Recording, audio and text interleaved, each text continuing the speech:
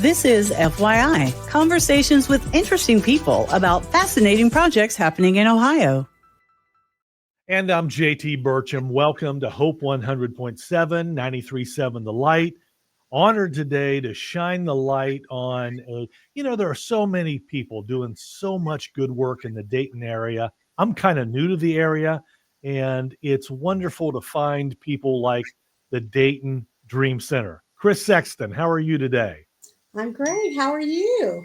Real good. I am, there are so many people doing good things around the Dayton area, and I just learned about the Dayton Dream Center. You guys been doing this a while. You are spreading a little hope, spreading a little good cheer in the Dayton area. Thank you so much for what you do. For those who don't know anything about the Dayton Dream Center, in a nutshell, what do you do? What happens there? Dayton Dream Center, we are a nonprofit. We're located on East 3rd Street in Dayton. So what we do is we provide lots of services to the community. Among them we have community meals that we serve 3 days a week. We serve them on Wednesday evenings, starting at 5:30. We have a lunch that we serve on Monday afternoons at noon, and then also on Saturdays at 1. So we do those. We have people that range or volumes that range anywhere from 50 people to 150 people that attend these meals. And of course, they're all free. We have another program called Suds and Duds. And so that is where people can make an appointment and they can come and take a shower because, lots of people maybe don't have the opportunity or the facilities to take a shower. So they can come take a shower. They can do laundry. So we have laundry facilities here at the Dream Center.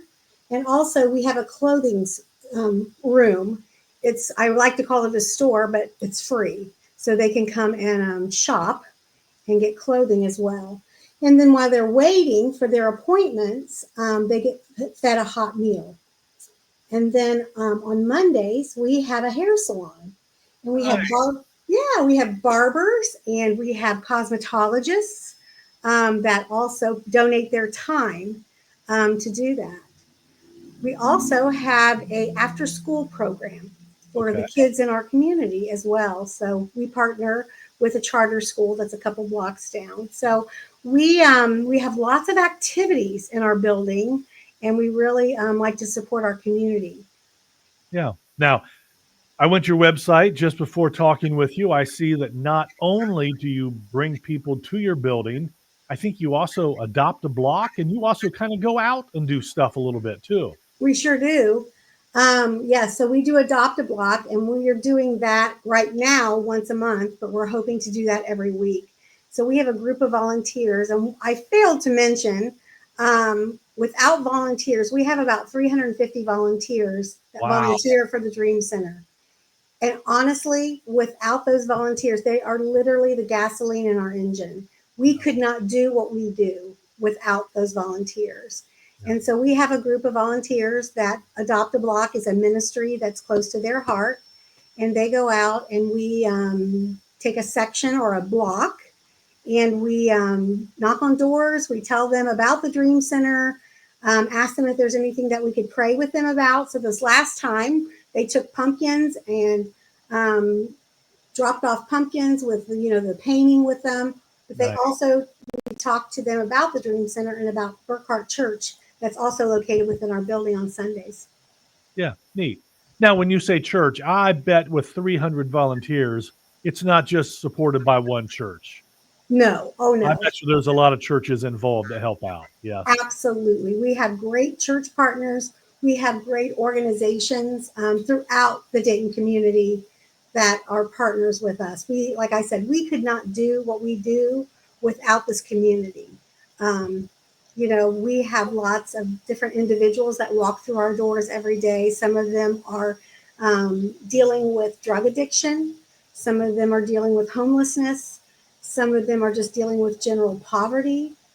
So they've got lots of different human trafficking. So we've got lots of different issues, that we are trying to help individuals cope with and get out of that cycle. So that's where, that's what the the Dream Center is all about. That was the mission and the vision that our pastor, Pat Murray, had 35 years ago. And Wow. that's how the Dream Center came to be. Wow. That is so cool. Yeah. I'm going to change gears a little bit on you. And if you don't want this, you can just kick me and go another way. But how did Chris Sexton first get involved with the Dream Center? What was your story in getting there?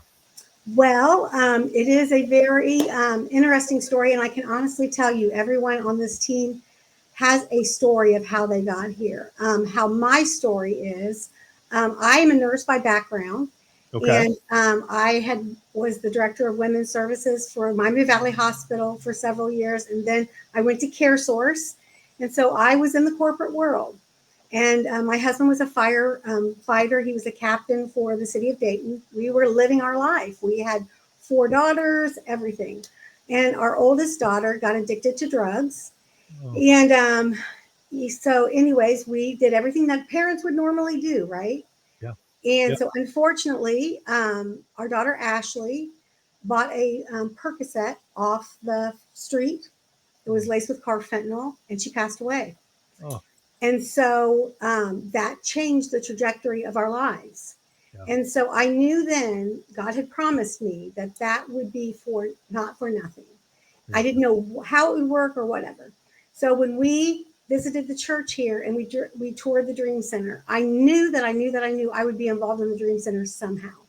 And so the doors just opened that I could come. And I started out as the manager of business ops. And then it just so happened that the position came open later for the executive director role.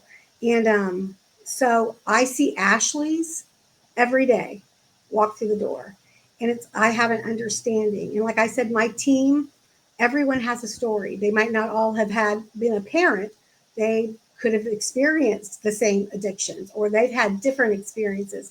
So it's not like we're looking through a window at these individuals that are coming through the doors. We've Right. lived the life. And Yeah. so we really truly, nobody in our hearts of hearts, there is nobody that's invisible. There is not a disposable person. So that we love every single person that comes through these doors, and we give them hope. So that is what makes the Dream Center the Dream Center. Yeah. Wow. Thank you for sharing your story. I appreciate it. I'm sorry what you went through, but thank you for helping Ashley's every day. That's so cool. That Yeah. is so cool. Let's talk about volunteers. How do people get involved? What kind of skills are needed? Are there jobs particularly needed? We've got an array of jobs.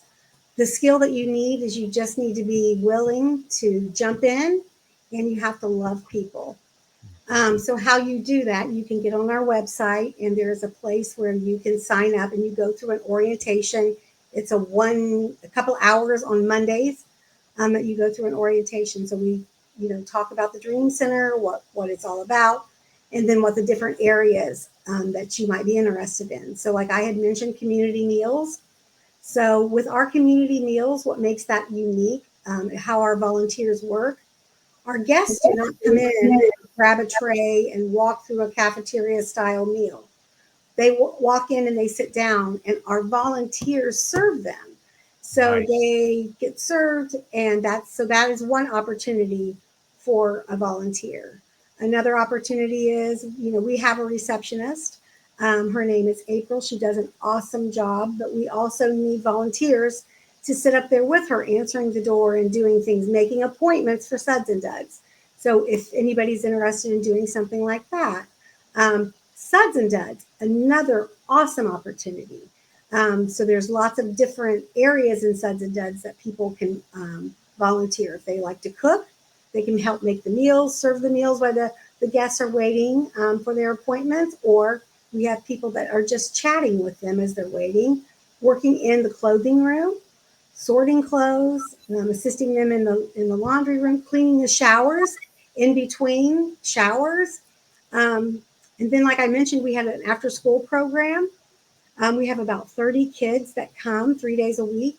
So if they have an interest in children, that is a special place in my heart, those kiddos that come. So, we help them do their homework. They get to play. We also feed them. We're all about food here, as you can probably understand.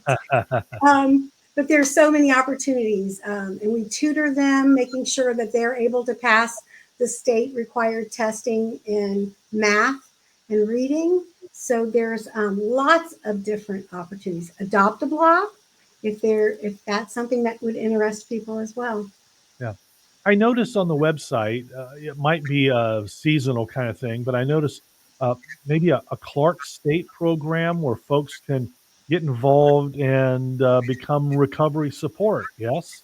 Right. So That's we have a GED program yeah. for Okay. individuals that do not have their GED. So we also support that as well. And then one thing that is very important that we're just now getting into is we were recently blessed with a donation that we were able to buy a house. And starting at the end of December, we're going to have a program for young girls that have aged out of foster care. So, that is a huge problem. So when Yeah. they turn 18, lots of times they're just done. And so they don't have anywhere to go. They've missed a lot of milestones that lots of kids get in life. Right. So we have now going to have a program. We're starting out with girls. Hopefully, as God provides, we'll have other houses, then we'll add boys. So that's going to be starting here at the end. We have an open house here on the 14th of November and the 16th of November that people can go through.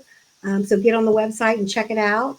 Also, we partner with Sober Livings as well. So our guests that are struggling with addiction that go through the rehab, and then the next step is to get into a sober living house. So we also work with that. So we have lots of those individuals that come in and volunteer after they've had 30 days, 60 days of sobriety that do great.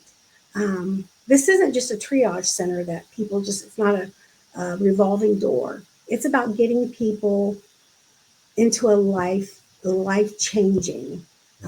So it's about changing their life, getting them out of that cycle, seeing success, what hope looks like.